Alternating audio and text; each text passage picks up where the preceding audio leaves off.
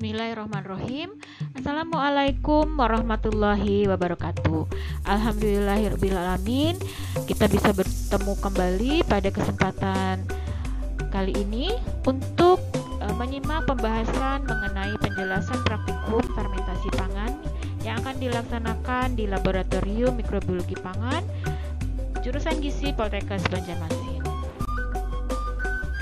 Sebagaimana yang sudah pernah kita bahas pada materi kuliah bahwa fermentasi adalah aktivitas metabolisme mikroorganisme, baik aerobik maupun anaerobik, dan terjadi transformasi kimiawi dari substrat organik. Pada proses fermentasi pangan, terjadi transformasi kimiawi dari substrat organik yang terkandung pada pangan akibat adanya aktivitas metabolisme mikroorganisme, baik aerobik maupun anaerobik, sehingga menghasilkan produk-produk pangan fermentasi yang biasanya memberikan manfaat bagi kesehatan. Berdasarkan metabolit yang dihasilkan, produk pangan fermentasi dikelompokkan menjadi dua, yaitu alkoholik dan non-alkoholik. Untuk produk pangan fermentasi alkoholik, mikroba menghasilkan metabolit alkohol. Contohnya adalah produk wine ataupun tape. Sedangkan untuk produk fermentasi non-alkoholik, mikroba yang berperan pada proses fermentasi menghasilkan asam-asam amino atau asam laktat, atau dapat juga menghasilkan metabolit lain selain alkohol. Contohnya adalah yogurt, tempe, dan produk-produk fermentasi ikan. Berdasarkan prosesnya, produk fermentasi dibagi menjadi tiga, yaitu produk alami, di mana bahan dikondisikan sedemikian rupa sehingga dapat menyeleksi mikroba-mikroba apa saja yang berperan dalam proses fermentasi tersebut. Sementara yang kedua adalah backswapping.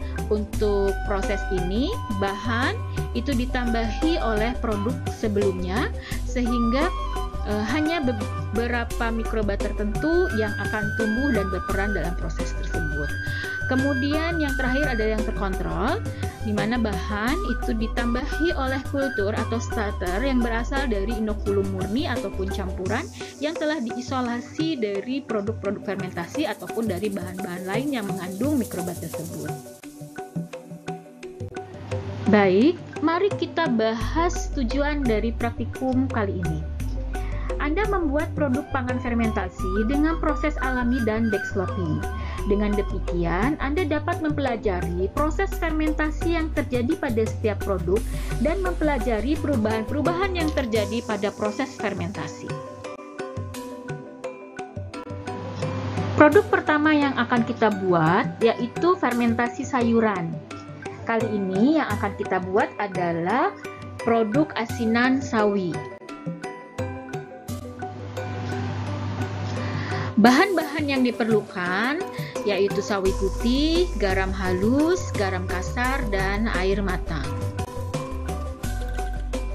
Peralatan yang harus kita siapkan untuk proses fermentasi sawi ini adalah pisau, talenan, kemudian tampah, baskom, dan toples untuk menyimpan bahan selama proses fermentasi berlangsung.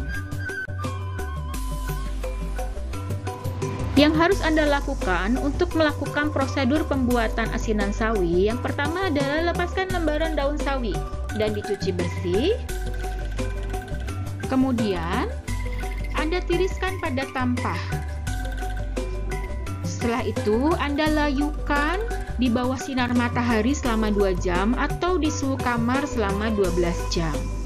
Kemudian, lumuri lembaran daun yang telah layu tersebut dengan garam kasar sambil diremas. Lalu Anda gulung lembaran daun tersebut dan diikat dengan tali plastik. Kemudian Anda rendam gulungan lembaran daun tersebut dengan larutan garam halus dengan konsentrasi 2,5% di dalam toples. Kemudian ambil data pH sebelum fermentasi.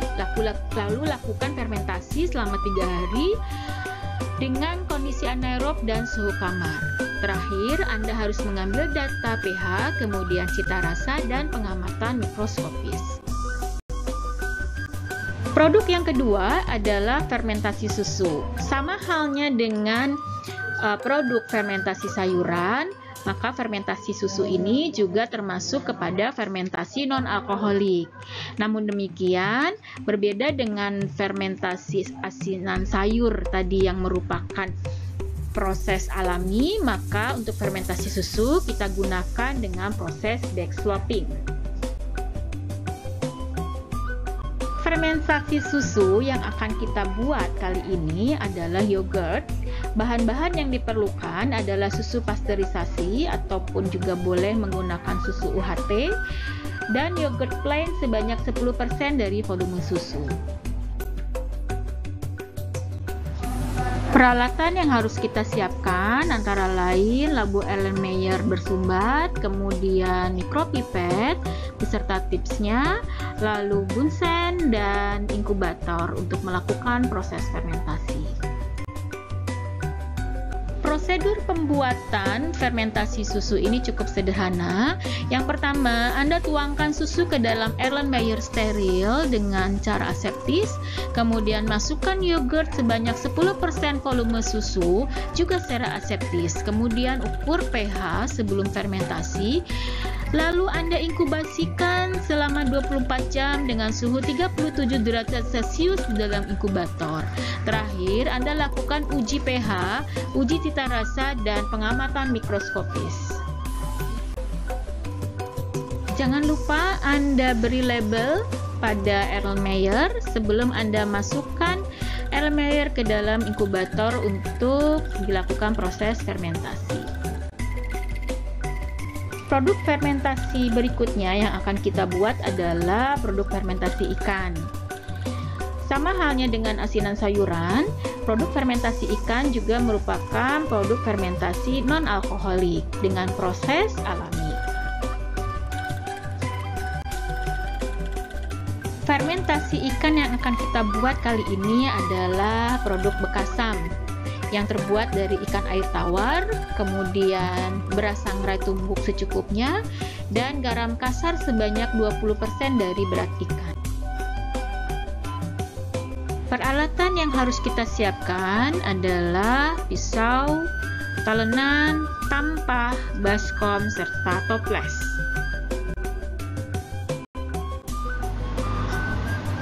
Prosedur yang harus Anda lakukan untuk membuat bekasam, yang pertama Anda siangi ikan dan cuci hingga bersih dan timbang sebanyak 250 gram. Setelah itu Anda masukkan ke dalam toples dan lumuri dengan garam serta beras sangrai tumbuk yang sudah disiapkan. Lalu Anda ukur pH terlebih dahulu sebelum Anda simpan. Kemudian Anda inkubasikan secara anaerob pada suhu kamar selama 4-7 hari. Jadi boleh dicek ya apakah hari keempat sudah jadi. Kemudian setelah selesai kita uji pH, uji cita rasa, serta lakukan pengamatan mikroskopis. Untuk efisiensi kerja di laboratorium, maka Anda bisa melakukan proses penyiangan dan pembersihan ikan di rumah. Kemudian dilanjutkan di laboratorium untuk proses penimbangan bahan dan fermentasi. Berikutnya adalah produk fermentasi kacang-kacangan. Sama halnya dengan produk-produk sebelumnya, produk fermentasi kacang-kacangan merupakan produk fermentasi non-alkoholik. Namun untuk yang akan kita buat, dalam hal ini adalah tempe, produk ini termasuk ke dalam produk fermentasi backswapping. Bahan yang kita siapkan meliputi kacang kedelai sebanyak 250 gram, kemudian laru atau lagi tempe sebanyak 0,1% dari berat bahan, kemudian daun pisang serta plastik klip untuk pembungkus. Jangan lupa Anda persiapkan peralatan yaitu panci, baskom, tampah, dan saringan. Untuk membuat tempe yang baik, Yang harus Anda lakukan yang pertama adalah Anda bersihkan kacang kedelai dari kotoran-kotoran, kemudian Anda cuci dengan air bersih, lalu rebus selama 30 menit. Setelah itu Anda rendam dengan air rebusan selama 1 malam. Kemudian Anda buang air rendaman tersebut, lalu dibilas. Kemudian Anda kupas kulit ari kacang dan bersihkan kembali, kemudian rebus sampai empuk, kurang lebih selama 45 menit. Kemudian Anda tiriskan serta dinginkan di atas tampah. Setelah cukup dingin, maka Anda bisa menaburkan lalu diaduk rata dengan menggunakan sendok ya. Kemudian Anda ukur pH terlebih dahulu sebelum dikemas. Lalu bungkus dengan daun pisang dan plastik. Jangan lupa diberikan lubang-lubang kecil untuk kemasan plastik. Kemudian Anda simpan pada suhu kamar selama 2 hari dan lakukan uji. Produk tempe diharapkan seperti ini. Jangan lupa prosedur hingga proses perebusan terakhir itu Anda lakukan di rumah, sehingga di laboratorium Anda tinggal mencampurkan laru dengan kacang kedelai. Berikutnya adalah produk fermentasi umbi-umbian. Yang akan kita buat adalah tape singkong yang termasuk ke dalam fermentasi alkoholik dengan proses backsloping. Bahan yang harus kita siapkan yang pertama adalah tape singkong yang sudah bersih, kemudian ragi tape sebanyak 1% dari beras singkong, serta daun pisang untuk pembungkus. Peralatan yang harus Anda siapkan untuk membuat produk fermentasi singkong adalah panci, baskom, tampah, dan box plastik. Prosedur membuat produk fermentasi singkong, pertama Anda harus kupas singkong, lalu cuci bersih, tiriskan, lalu Anda kukus sampai empuk dan didinginkan di atas tampah. Lalu Anda taburi ragi tape setelah cukup dingin, kemudian ratakan. Ukur pH terlebih dahulu sebelum dikemas, kemudian bungkus dengan daun pisang. Lalu Anda masukkan ke dalam toples, tutup dengan rapat, kemudian Anda simpan selama 2-3 hari pada suhu kamar. Setelah jadi, maka lakukan uji pH, cita rasa, dan pengamatan mikroskopis. Anda dapat melakukan proses pengupasan, pencucian, hingga mengukus singkong itu di rumah, baru kemudian Anda lakukan proses peragian di laboratorium. Sebelum dilakukan fermentasi, maka sebaiknya Anda memberi label pada toples sehingga pekerjaan Anda jelas identitasnya dan tidak tertukar dengan kelompok lain. Terakhir adalah produk fermentasi berbahan dasar serealia. Sama halnya dengan produk fermentasi umbi-umbian yaitu tape singkong, maka produk fermentasi serealia ini termasuk ke dalam fermentasi alkoholik dengan proses backsloping karena menggunakan ragi. Tape ketan membutuhkan bahan beras ketan putih ataupun hitam sebanyak 1 kg, kemudian ragi tape sebanyak 1% dari berat bahan, dan daun pisang untuk pembungkus. Peralatan yang harus Anda siapkan yaitu panci, baskom, kemudian tampah, serta box plastik untuk melangsungkan proses fermentasi. Baik, mari kita bahas prosedur pembuatan tape ketan.